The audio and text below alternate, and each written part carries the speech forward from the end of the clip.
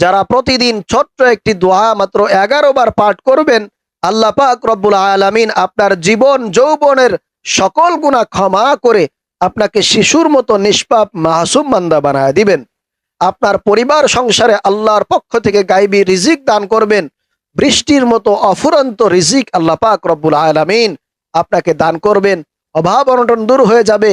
আল্লাহর নবী ওয়াদা করে বলেছেন, এই আমলটি যদি করতে পারেন তাহলে সকল প্রকার বিপদ আপদ থেকে আল্লাহ পাক রব্বুল আলামিন আপনাকে হেফাজত দান করবে। এজন্য প্রিয় ভাইরা মা বোনেরা, আমি আপনাদেরকে বলবো, আপনাদের ভাগ্যটা পরিবর্তন করানোর জন্য, আপনাদের কপালটা খোলার জন্য আপনারা আজকের এই আমলটি অবশ্যই করবেন। আল্লাহ পাক রব্বুল আলামিন আপনার জীবনের সকল গুনাহ ক্ষমা করে দিবে। সমস্ত বিপদ আপদ থেকে আল্লাহ পাক আপনাকে হেফাজত দান করবে। অভাব অনটন দূর করে দিবে। ঋণ থাকলে সেই ঋণকে পরিশোধ করার ব্যবস্থাও আল্লাহ তাআলা করে দিবেন। এজন্য প্রিয় ভাইরা মা বোনেরা, অবশ্যই ভিডিওটি স্কিপ না করে সম্পূর্ণ দেখবেন।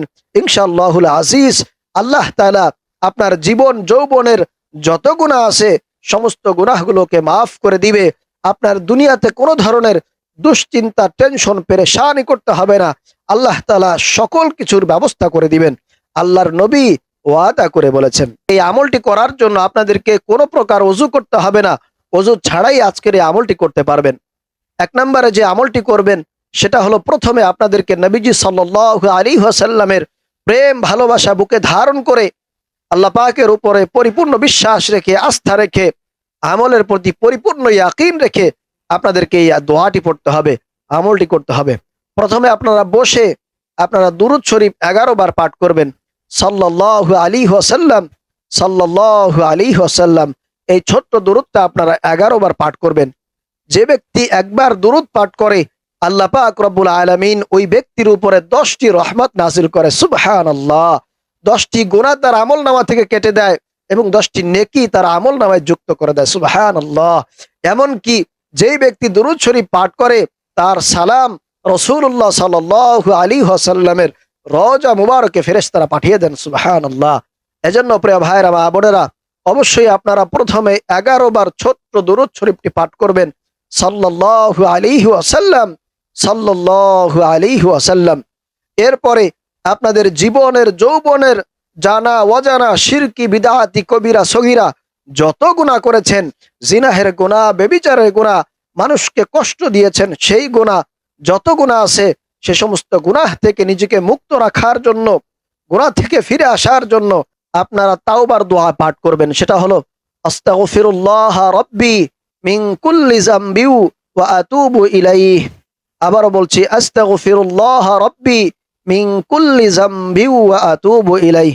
আর যদি আপনারা পুরোটা না পারেন তাহলে শুধুমাত্র আস্তাগফিরুল্লাহ, আস্তাগফিরুল্লাহ এই ইস্তিগফার পাঠ করবেন এবং মনে মনে চিন্তা করবেন, কল্পনা করবেন যে আল্লাহ, আমি জীবনে যত গুনাহ করেছি, যত অন্যায় করেছি, পাপ করেছি, নফসের প্রতি জুলুম করেছি, মানুষকে কষ্ট দিয়েছি, আল্লাহ তোমার নাফরমানি করেছি, আজকে থেকে তওবা করছি।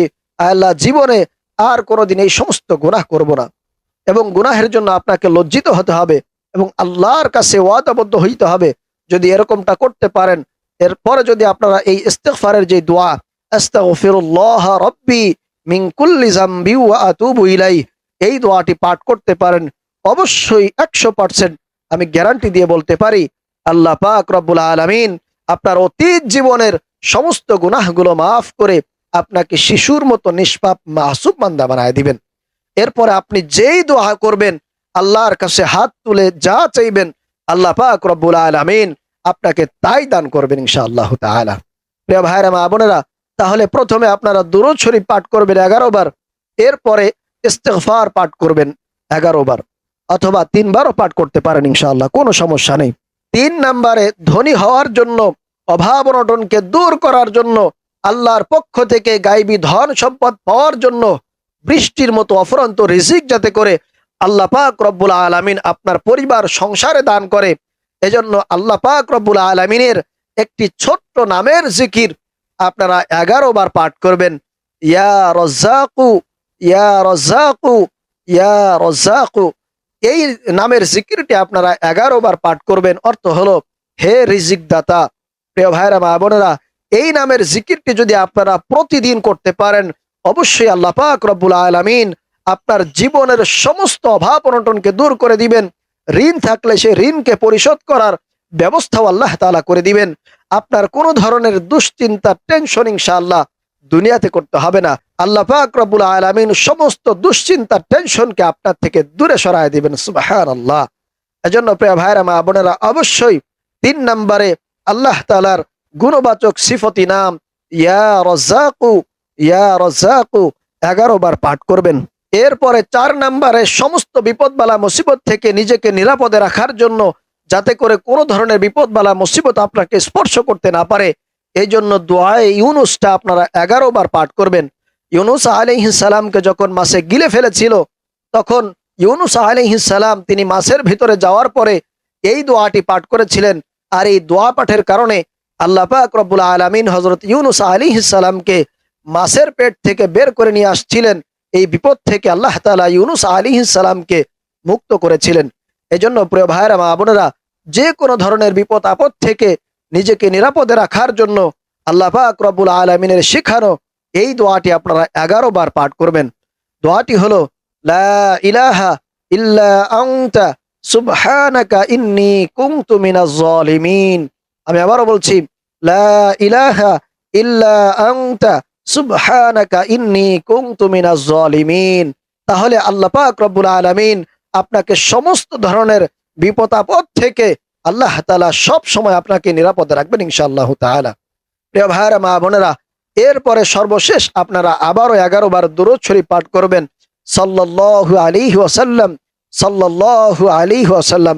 আমি আশা করি যদি আপনারা এই কয়েকটি আমল প্রতিদিন করতে পারেন, তাহলে অবশ্যই আল্লাহ পাক রব্বুল আলামিন আপনার জীবনের সমস্ত গুনাহগুলো মাফ করে দিবে, সমস্ত বিপদ আপদ থেকে আপনাকে নিরাপদে রাখবেন, ঋণের বোঝা আপনাকে কমিয়ে দিবেন, মনের আশাগুলোকে আল্লাহ তাআলা পূরণ করে দিবেন, আপনার দোয়া কবুল করবেন, আল্লাহর পক্ষ থেকে গায়বী রিজিক আপনাকে দান করা হবে ইনশাআল্লাহ তাআলা। প্রিয় ভাইরা, মা বোনেরা, আল্লাহ তাআলা আমাদের সবাইকে এই কয়েকটি আমল প্রতিদিন করার তৌফিক দান করুন।